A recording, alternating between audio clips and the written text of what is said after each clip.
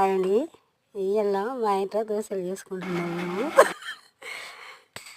దీనికి కావాల్సినవి ఏంటి? బియ్యము, మినపప్పు అరగంటల సేపు నానబెట్టుకోవాలి, సాయంత్రం చేసుకోవాలి.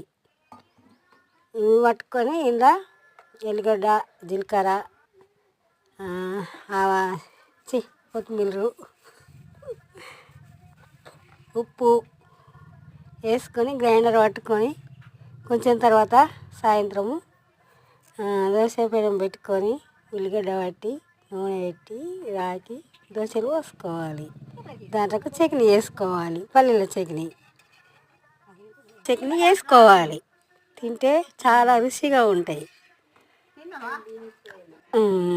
తింటే కమ్మగత్తాయి. సబ్స్క్రైబ్ చేయండి, మా ఛానల్ లైక్ కొట్టండి, ఫాలో అవ్వండి. థ్యాంక్ అండి.